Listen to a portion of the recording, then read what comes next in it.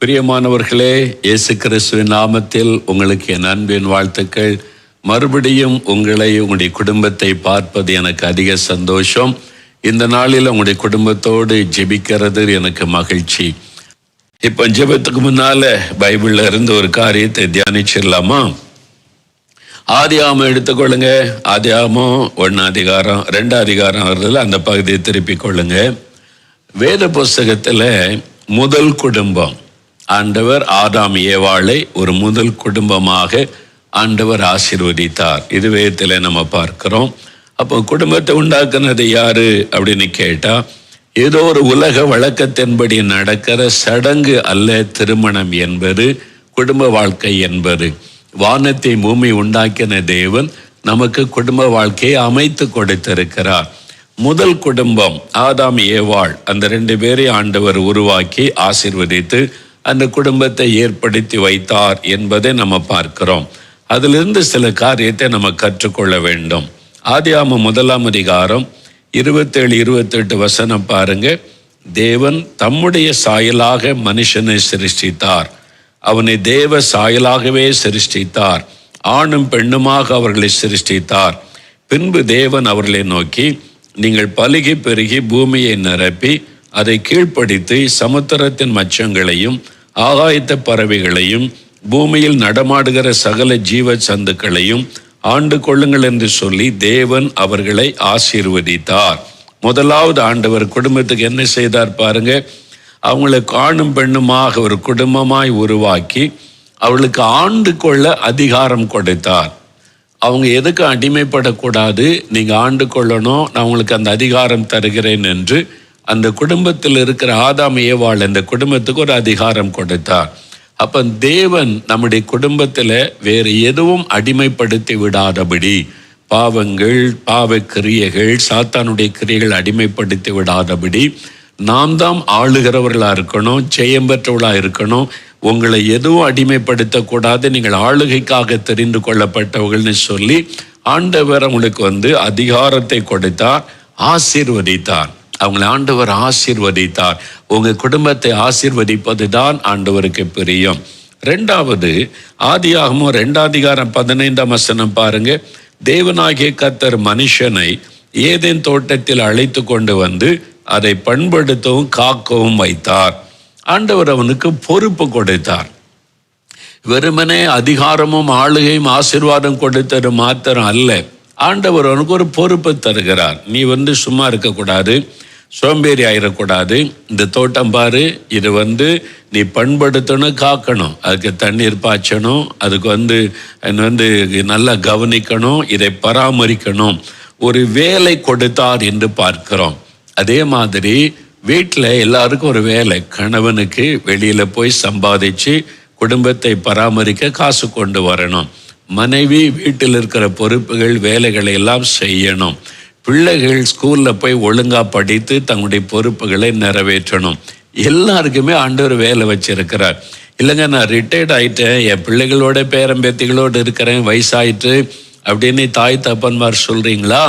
உங்களுக்கும் தேவன் வேலை கொடுத்திருக்கிறார். நீங்க ஜெபிக்கணும், உங்க பேரம்பேத்திகளுக்கு நல்ல காரியத்தை சொல்லி கொடுக்கணும், உதவியா இருக்கணும். உங்களுடைய மருமகளுக்கு அல்லது மகனுக்கு இந்த குடும்பத்தில் உங்களால் முடிந்த உதவி செய்யணும். சோம்பேறிகளாக உட்கார்ந்துருக்க யாரையுமே ஆண்டவர் அனுமதிப்பதில்லை. தோட்டத்தெல்லாம் உண்டாக்கி நல்லா நீங்கள் சாப்பிட்டு திருப்தியா இருக்குன்னு சொன்ன ஆண்டவர் நீ வேலை செய்யணும்னு சொல்லுகிறார். வேலை செய்யாதவன் சாப்பிடாமலும் இருக்க கடவன். படித்து முடித்த பிள்ளைகள் வேலை தேடுறீங்கன்னா அந்த வேலை நீங்கள் எதிர்பார்க்கிற வேலை கிடைக்கும் வரைக்கும் ஏதாவது ஒரு வேலை கண்டுபிடிங்க, ஆண்டவர் தருவார். ஜோமணினா சின்ன வேலை கூட நீங்கள் சும்மாவே வீட்டில் இருக்கக்கூடாது. 3 வருஷமா வேலை தேடிட்டு இருக்கேன், வீட்டில் இருக்குன்னு சொல்லக்கூடாது. ஏதாவது நான் செய்கிறேன், ஆண்டவர் சின்ன காரியம் கூட நீங்கள் செய்யலாம். நீங்கள் சோம்பேறிகள் ஆகிவிடக்கூடாது என்பதில் தேவன் கவனம் செலுத்துகிறார். வீட்டில் ஆம்பளை வேலை செய்து சம்பாதிக்கலன்னா அவன் குடும்பம் நடத்த தகுதியற்றவன். சில ஆண்கள் வேலைக்கு போய் சம்பாதிக்கிறதில்லை, மனைவி மாத்திரம் சம்பாதிச்சு அந்த பணத்தில் பெட்ரோல் போட்டுட்டு ஊர் சுத்துறது சரியே கிடையாது. கணவன்மார்கள் தான் குடும்பத்துக்கு பொறுப்பு. நீங்க போய் வேலை செய்து பணம் கொண்டு வந்து மனைவி பிள்ளைகளை பராமரிக்கணும். மனைவியினுடைய சம்பளத்துல வாழ்ந்து கொண்டு சோம்பேறியா இருக்கிற ஆண்களை தேவன் ஒரு நாள் அங்கீகரிப்பதில்லை, ஆசீர்வதிப்பதில்லை.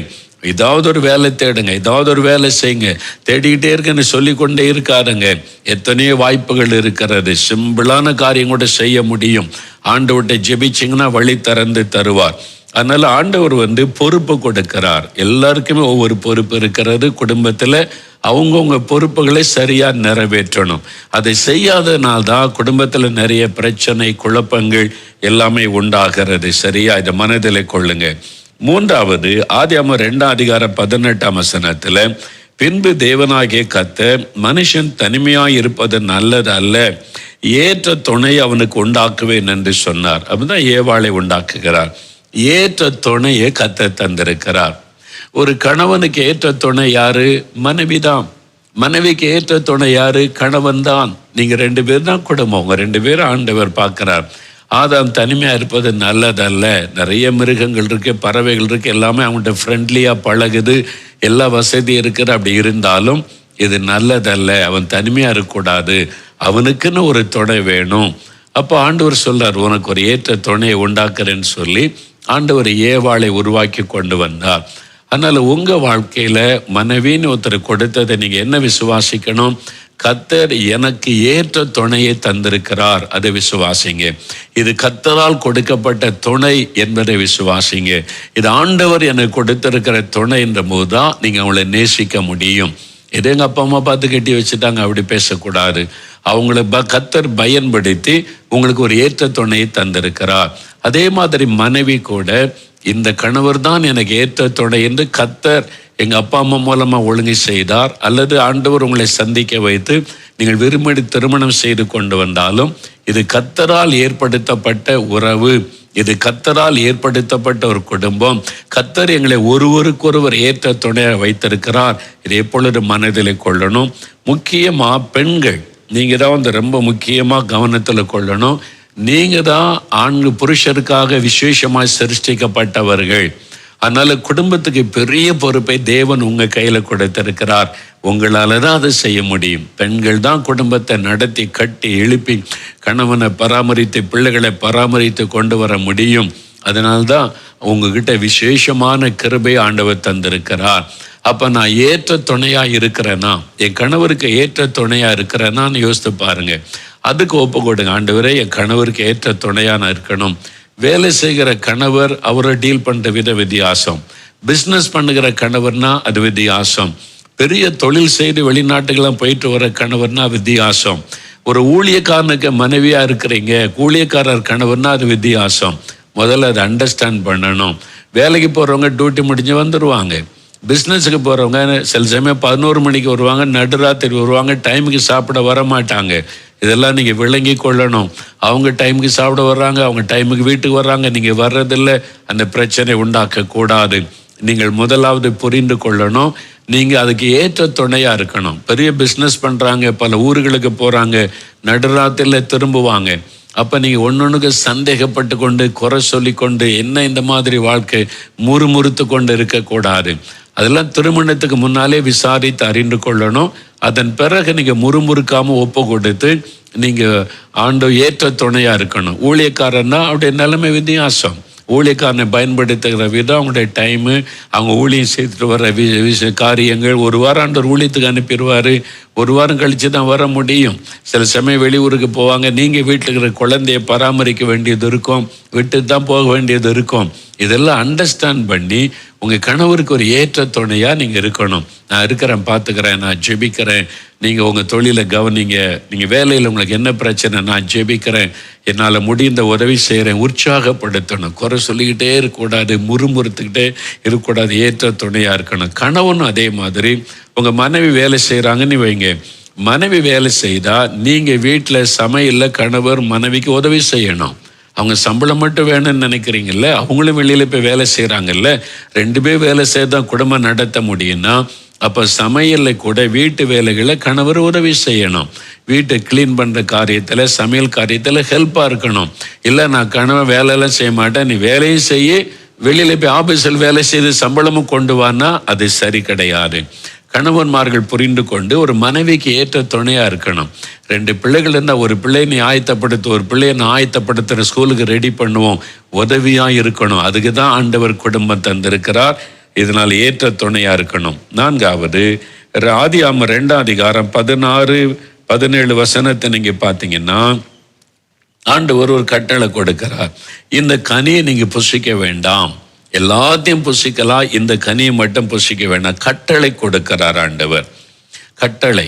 ஒரு குடும்பம் நான் இப்படிதான் இருக்கணும், தேவன் கட்டளை கொடுக்க. மனைவின்னா அப்படிதான் இருக்கணும், கணவன்னா அப்படிதான் இருக்கணும், பிள்ளைகள்னா அப்படிதான் இருக்கணும், பெற்றோர்னா அப்படிதான் இருக்கணும். பைபிள்ல இருக்குது. இந்த வேத வசனம் தான் நமக்கு சட்ட புஸ்தகம். உலக மக்களை போல திங்க் பண்ணக்கூடாது, உலக மக்களை போல பேசக்கூடாது. உலக மக்கள் உலக வழக்கத்தின் ஏற்றபடி அவங்க உலக ஞானத்துல நிறைய பேசுவாங்க. இப்படிதான் இருக்கணும், அப்படிதான் இருக்கணும், நம்ம அப்படியாக்கும் இப்படி ஆக்கும். நமக்கு ஆண்டவர் சட்ட புஸ்தகம் இப்படிதான் இருக்கணும் அப்படின்னு எழுதி கொடுத்தது. எதுக்குன்னா நம்மளை அடிமைப்படுத்த இல்ல. இப்படி இருந்தா அவன் குடும்பம் சந்தோஷமா இருக்கும், உன் குடும்பத்துல சமாதானம் இருக்கும், உன் குடும்பத்துல ஆசீர்வாதம் இருக்கும். அதுக்கான வழிகளை தேவன் எழுதி கொடுத்திருக்கிறார். அது நமக்கு பாரமானவைகள் அல்ல என்று வேதம் சொல்லுகிறது. அந்த கட்டளைக்கு கீழ்ப்படியணும். ஆண்டவரே, உம்முடைய வசனத்தின்படி மனைவியாக நான் வாழ ஒப்பு கொடுக்கிறேன். கணவனாகிய நான் உம்முடைய வசனத்தின்படி என் குடும்ப காரியத்தில் செயல்பட ஒப்பு கொடுக்கிறேன். அந்த கட்டளைக்கு நீங்க கீழ்ப்படியணும். பிள்ளைகள் பெற்றோருக்கு கீழ்ப்படியணும், கனப்படுத்தணும்னு சொல்லி இருக்கிறீங்க, அப்படி நான் நடப்பேன். பெற்றோர் என் பிள்ளைகளை கோபப்படுத்த மாட்டேன். ஒவ்வொருத்தருக்கும் இருக்கு. அந்த கட்டளைகளை நீங்க அறிந்து கொண்டு கீழ்ப்படிய ஒப்பு கொடுக்கும் போதுதான் குடும்பத்துல தேவனுடைய ஆசீர்வாதம் இருக்கும். அன்னைக்கு பாருங்களேன், இந்த மாதிரி கர்த்தர் ஒரு குடும்பத்தை அமைச்சு கொடுத்தார். அன்றைக்கு ஆதாம் ஏவாளுக்கு ஏதாவது குறைவு இருந்ததா? ஒரு குறைவும் இல்லை. அன்றைக்கு வியாதி இல்லை, அன்றைக்கு பயம் இல்லை, அன்றைக்கு அவங்களுக்கு வியாதி இல்லை, எதை குறித்த கவலையும் இல்லை, பூரண ஆசீர்வாதம். இதுதான் கர்த்தருடைய குடும்பத்துக்கு வைத்திருக்கிற ஆசீர்வாதம். இப்படிதான் நீங்க இருக்கணும்னு அவர் விரும்புகிறார். என் பிள்ளைங்க கவலையோடு இருக்கக்கூடாது, பயத்தோடு இருக்கக்கூடாது, இதுக்கு என்ன பண்ண அதுக்கு என்ன பண்ண பதஸ்தத்தோடு இருக்கக்கூடாது. அவங்க சந்தோஷமா இருக்கணும், மகிழ்ச்சியா இருக்கணும். கணவன் மனைவி பிள்ளைகள் பெற்றோர் இந்த வீடு ஒரு குட்டி மோட்சமா இருக்கணும். அதுக்கு தான் குடும்பம் தந்திருக்கிறார். ஆனா நீங்களே அதை நரகமாக்கி கொள்றீங்க. அதுக்கு கணவனை மனைவியை குறை சொல்றது, மனைவி கணவனை குறை சொல்றது, பிள்ளைகளை குறை சொல்றது, அதெல்லாம் விட்டுட்டு வசனத்துக்கு நம்ம திரும்புவோம். ஆதியாகமம் 3:8 கர்த்தர் அவங்களோட உலாவி வருவாராம். அப்ப ஆண்டவர் உலாவுகிற இடமா உங்க வீடு இருக்கணும். இயேசு உலாவுகிற இடமா இருக்கணும். அவருக்கு முதலிடம் கொடுக்கணும். ஆண்டவரே, உம்முடைய முதல் குடும்பம் பார்த்தீங்களா, ஆண்டவர் அழகா அமைச்சு கொடுத்து அவங்களுக்கு கட்டளை கொடுத்து ஆசீர்வாதம் கொடுத்து பொறுப்பு கொடுத்து அப்படிதான் ஆசீர்வதிச்சார். அப்ப அதுக்கு நம்மளை ஒப்பு கொடுக்கணும். ஆண்டவரே, எங்க குடும்பத்தை உம்முடைய வசனத்தின்படி வாழ ஒப்பு கொடுக்கிறோம் அப்படின்னு ஒப்பு கொடுத்து பாருங்க, ஆசீர்வாதம் பூரணமா அவங்க வீட்டுல வந்துடும். இப்ப நம்ம ஜெபிக்கலாமா? எல்லாரும் முழங்கால் படியிடுங்க.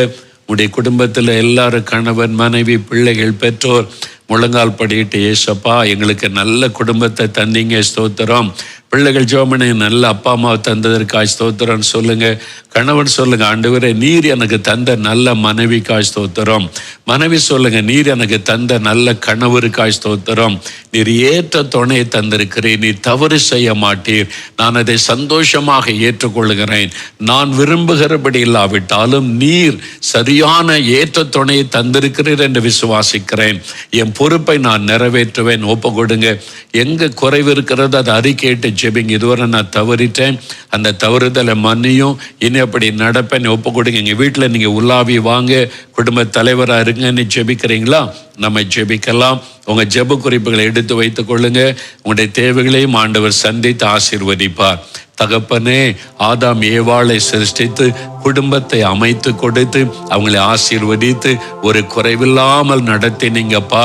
இந்த பிள்ளைகளோடு இணைந்து உமக்கு ஸ்தோத்திரம் செலுத்துகிறேன். நீர் நல்ல குடும்பத்தை தந்திருக்கிறீர், ஆசீர்வாதம் தந்திருக்கிறீர். எல்லாவற்றிற்காக உமக்கு ஸ்தோத்திரம். இந்த நாள்ல ஆண்டவரே, உம்முடைய கட்டளைக்கு கீழ்ப்படிந்து நடக்கிற இருதயத்தை தாரும். ஆண்டவரே, கணவருக்கும் ஆண்டவரே மனைவியை நேசிக்கிற இருதயத்தை தாரும். மனைவிக்கும் புருஷனுக்கு கீழ்ப்படிந்து நடக்கிற இருதயத்தை தாரும். பிள்ளைகளுக்கு பெற்றோருக்கு கீழ்ப்படிந்து கனப்படுத்துகிற இருதயத்தை தாரும். பெற்றோரும் பிள்ளைகளை நேசித்து கோபப்படுத்தாதபடி போதனையில வளர்க்க கிருபை தாரும். இந்த குடும்பத்தில் தேவ சமாதானம் நிலைத்திருக்கட்டும். அன்றைக்கு ஆதாம் ஏவாள் குடும்பத்தில் ஒரு குறைவில்லாமல் ஆசீர்வதித்தீரே, இன்னைக்கு அவளை பயப்படுத்துகிற காரியங்கள் எல்லாம் விலகி போகட்டும். இயேசுவின் நாமத்தில் பயங்கள் விலகட்டும். கவலையை உண்டாக்குகிற பிரச்சனைகள் கவலைகள் நீங்கட்டும். அவருடைய கவலைகளை மாற்றும்படி அற்புதம் செய்யும். ஆண்டவர் எல்லா பயங்கள், கவலைகள், எல்லா எதிர்காலத்தை குறித்த அந்த கலக்கங்கள் எல்லாம் இயேசுவின் நாமத்தில் மாறட்டும். அவளுக்கு நல்ல சுகபலனை தாரும். நோய்களை குடும்பத்தை விட்டு விலக்கி போடும், பாதுகாத்து கொள்ளும். அவருடைய வருமானத்தை ஆசீர்வதியும். வேலை இல்லாத பிள்ளைகளுக்கு நல்ல வேலை கொடுத்து ஆசீர்வதியும். வருமானத்துக்கு வழி உண்டாக்கி கொடும். அவருடைய தொழில்களை ஆசீர்வதியும். படிக்கிற பிள்ளைகளுக்கு ஞானத்தை அருளி ஆசீர்வதியும். இந்த குடும்பத்தில் பூரண ஆசீர்வாதம் நிலைத்திருக்கட்டும். இன்றைக்கு எங்க குடும்பத்துக்கு என்ன தேவை என்று என்னென்ன காரியத்துக்கு ஜெபிக்கிறார்களோ இயேசுவின் நாமத்தில் இந்த காரியத்தில் அற்புதம் நடக்கட்டும். ஒரு பூரண ஆசீர்வாதம் இந்த குடும்பத்தில் எப்போதும் நிலைத்திருக்கட்டும். இந்த வாரம் முழுவதிலும் இந்த பிள்ளைகள் செய்கிற வேலை, தொழில் எல்லாவற்றிலும் ஆசீர்வாதம் இருக்கவும், காரியங்களை வாய்க்க பண்ணி மகிழ பண்ணவும் ஒவ்வொரு நாளும் கிருபை தாரும். குடும்பமாய் ஜெபிக்க கிருபை தாரும். இந்த வீட்டுக்குள்ள எழுப்புதல் அக்கினி எப்பொழுதும் பற்றி எரியட்டும். ஜெப ஆவியினால் நிரப்பி ஆசீர்வதியும். கர்த்தருக்கு இந்த சாட்சியா நிற்கட்டும். சபையிலே போய் சாட்சியா நின்று அநேகரை ஆதாயப்படுத்தவும், அவருடைய சபையின் எழுப்புதலிலே இந்த குடும்பத்தை பயன்படுத்தும். இந்த தெருவில், இந்த ஊர்ல உம்முடைய பிள்ளைகள் மூலமா எழுப்புதல் உண்டாக்கும்படி ஜெபிக்கிறேன். ஆண்டவருடைய கரம் ஆசீர்வதித்து பயன்படுத்துகிறதற்காய் ஸ்தோத்திரம். இயேசு கிறிஸ்துவின் நாமத்தில் ஜெபிக்கிறோம் பிதாவே. ஆமேன், ஆமேன். ஒரு ஸ்தோத்திர ஜெபம் பண்ணிடலாம். என் ஆத்துமாவே கர்த்தரை சோஸ்திரி, என் முழு உள்ளமே அவருடைய பரிசுத்தமுள்ள நாமத்தை சோஸ்திரி. என் ஆத்துமாவே கர்த்தரை சோஸ்திரி, அவர் செய்த சகல உபகாரங்களை மறவாதே. ஆமேன். கர்த்தருடைய ஆசீர்வாதம் குடும்பத்தில் நிலைத்திருப்பதாக. முதல் குடும்பத்தை தேவன் உருவாக்கி நடத்தினதை நினைத்து கொள்ளுங்க. கர்த்தருடைய ஆசீர்வாதம் உடைய குடும்பத்தில் நிறைவாய் இருப்பதாக. ஆமேன்.